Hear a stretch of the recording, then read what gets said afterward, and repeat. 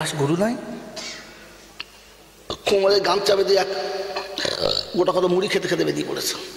একবার এখান থেকে হেঁটে চাকদা থেকে ঘুরে একবার হরিণঘাটায় ঘুরে পুরো চক্করে মেরে রানাঘাট থেকে পাক খেয়ে কৃষ্ণনগর থেকে ঘুরে আশ্রয়ের সময় বাড়ি আসছে, শুধু লাল হচ্ছে ডুববো ডুববো। ছেলে তাস খেলছে আর মা ছাই ফেলছে, চিন্তা করছে বুড়োটা কোথায় গেল কি জানি। দেখে গ্রামে ঢুকছে, মুখটা শুকিয়ে গেছে। তোর স্ত্রী জিজ্ঞাসা করছে, ওর ছেলে তাড়াতাড়ি তাস খেলছিল, উঠে বলছে আবার গরু পেয়েছো?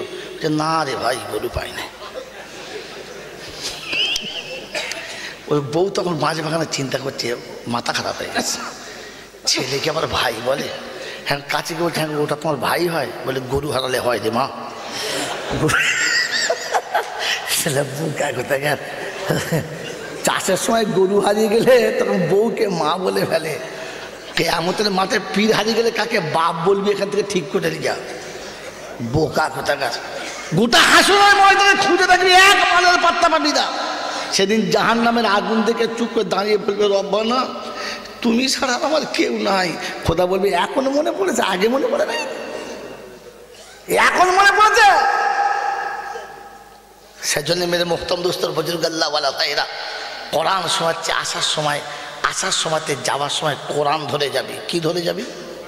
কোরআন ধরে যাবে, যাবে ইনশাল্লাহ। আর কাদের সাথে থাকবো? সত্যবাদীদের সাথে থাকবো ইনশাল্লাহ, থাকবো ইনশাল্লাহ। তো সত্যবাদীদের সাথে থাকবো, আর হাতে কি রাখবো? কোরআন রাখবো ইনশাল্লাহ, রাখবো ইনশাল্লাহ। বললে আল্লাহ কি পাবো তাহলে? এটা বলো, কি পাবো বলো? সত্য বলবো না মিছে বলবো? যদি বলো, যার হাতে কোরআন থাকে পাক না না পাক? পাক যতক্ষণ হবে না কোরআনে হাত দিতে পারবে না, সে যেই হোক, বেনামাজি হোক আর নামাজি হোক। যদি না গা ধুই না এখনো, তখন বুঝতে হবে ও না পাক। হ্যাঁ না বলেন? কোনো চরিত্রহীন নারী সেজে বসে আছে, অপসরই মনে হচ্ছে, কোরআন দিন, সে দূর থেকে বলেছে আমার গায়ে দেবেন না, আমি পাক নয়, আমি কোরআনটা ধরতে পারবো না। আর যদি ধরে তো দেখবেন একটা ভালো পবিত্র কাপড় এনে বলবে হুজুর এখানে দিন, আমিও ধরার মতো যোগ্য নই। হ্যাঁ না না? অতএব কোরআন ধান্যওয়ালা পাক। জোরে বলেন, আরো জোরে বলেন, পাক। সকলে বলেন পাক। আল্লাহ, আল্লাহর কালাম, আল্লাহর ঘর, ফেরেশতা, জান্নাত, খোদা বললে এখানেই থাক। কোথায়? জান্নাতে। কারণ বান্দা পাক আর আমরা ফাঁক। জোরে বলেন না? হ্যাঁ না? এই পেশাব পাক না না পাক? জোরে বলো, সত্যি না মিছে? ছেলেদের না বুড়োদের? পেশাব পাক না না পাক? না পাক। ওটা ছেলেদের না বুড়োদের? হ্যাঁ, কিছু মশলা জানে না। ছেলেদের পেশাব হচ্ছে না পাক, বুড়োদের পেশাব পাক। জানেন না? 2.5 বছরের ছেলে, 3 বছরের ছেলে পেশাব করে দিলে বাড়িতে মেয়েরা কাঁটা বালিশ ধুয়ে দেয়, দেয় না বাবু? ধুয়ে দেয় তো। আর ছেলের বাপ পেশাব করে লুঙ্গিতে মুছে নেয়, কারণ পাক।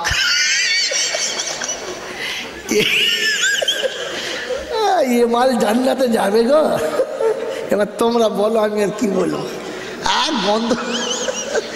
ছেলেদের পেশাবটা না পাক আর বুড়োদের পেশাবটা পাক, তাই বলে তো লুঙ্গি থাক। ছি ছি ছি ছি ছি ছি। ভাববেন বসে বসে, ভাববেন বসে বসে যে আপনার অবস্থার আমার অবস্থাটা কোথায়। আল্লাহ শুনে হাতে কোরআন রাখ, কারণ যার হাতে কোরআন হবে, জোরে বলো, জোরে বলো, যার হাতে কোরআন হবে লোকটা পাক।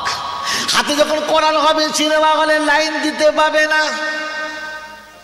হাতে যখন কোরআন হবে তখন পতিতালয়ে লাইন দিতে, হাতে কি আছে? কোরআন হাতে নিয়ে ওখানে যেতে। জোরে বলো, হাতে কোরআন নিয়ে দাঁড়িয়ে পেচ্ছাপ করতে পারবে না। হাতে কোরআন নিয়ে সেলুনে গিয়ে দাঁড়িয়ে চাচ্ছে, জোরে বলো, পারবে না। হাতে যখন কোরআন হবে তখন সুদের টাকা নিতে।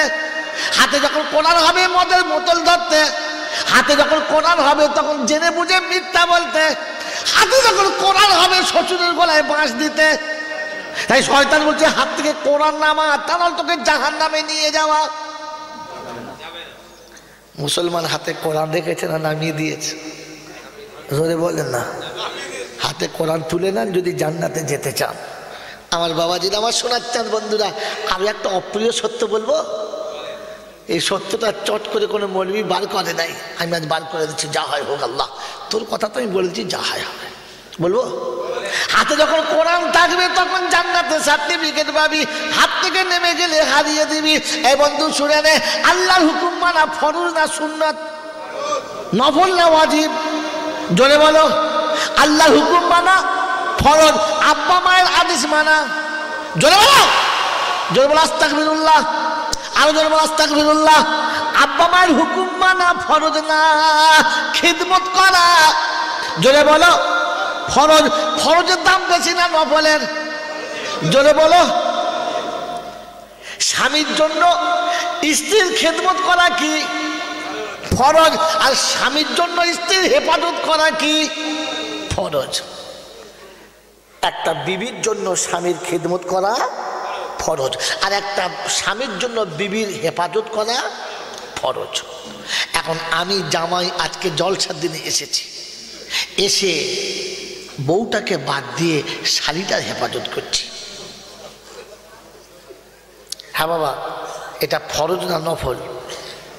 শালির খেদমত করা, হেফাজত করা, তা সতর্ক করা নফল, সুন্নাত। কিন্তু যদি আমার বিবিকে আড়ালে রেখে দিয়ে কারোর সাথে গল্প করতে দিয়ে আমি শালির কোলের কাছে বসিয়ে গল্প করি, শ্বশুর খুব খুশি হবে নাকি? কি বলবে? হারামির বাচ্চা বলবে না? জি, পাড়ার লোকেরা যদি দেখে যে সত্তারের জামাই ওর মেয়ে বাদ দিয়ে শালির নিয়ে ঘুরতেছে, তো কি বলবে? হারাম করে নাকি, কি জানোয়ার, কি রে সত্তার কাসাল ছেলে মেয়ে দিয়ে রে, বলে ওর সাথে বলছে কাকে লেগে ঘুরছে, বলছে চোরটা লেগে ঘুরছে। কত বোঝেন নাই? লোকে ভালো বলবে না খারাপ বলবে? শাশুড়ি ডিম ভেজে দেবে না রেগে যাবে? রেগে যাবে, কারণ ফরজ ছেড়ে নফলে ঝাঁপ মেরেছে। হ্যাঁ না না বলেন না? এই জোরে বলেন না হ্যাঁ না না।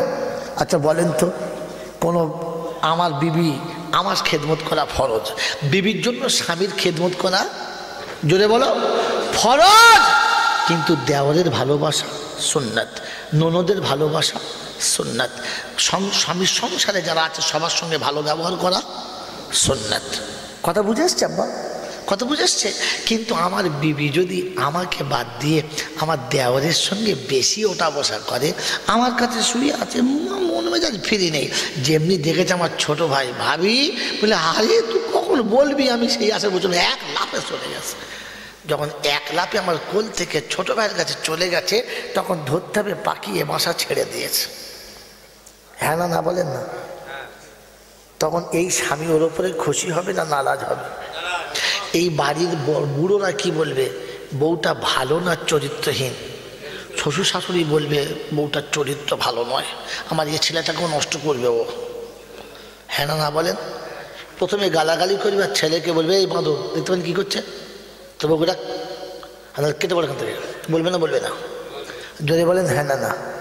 যদি বাড়ির বউ নন্দাই, তো দুলা ভাই, নন্দাই কি যদি বলেন দুলা ভাই, নন্দার সাথে ছাড়া খাবে না, নন্দার পাতে ছাড়া খাবে না, নন্দার মুখে মুখ না দিয়ে গল্প করে না, নন্দার বিছানায় শুলে কাছ থেকে ওঠে না, তখন শাশুড়ি বুঝবে মেয়েটার আমার মনে হচ্ছে ভবিষ্যৎ খারাপ করবে। এবার বলো শাশুড়ি শ্বশুর, শ্বশুর শাশুড়ি ওই বউটাকে ভালো চোখে দেখবে না খারাপ চোখে? স্বামীর কাছেও প্রিয় হবে না অপ্রিয়? এ ঠিক করছে না ভুল করছে? জোরে বলো ঠিক করছে না ভুল করছে? এই সকলে বলো ঠিক করছে না ভুল করছে? সকলে বলছেন না কেন? সকলে বলেন কথাটা আমার দরকার আছে, সকলে বলেন ঠিক করছে না ভুল করছে? কারণ খেদমত করা ফরজ ছিল স্বামীর, ও করেছে দেওরের, এটা ভুল করেছে। হ্যাঁ না না, আমাকে ক্ষমা করে দেবেন। আমরা সেই রকম বদমাশগুলো বসে আছি। হ্যাঁ না না,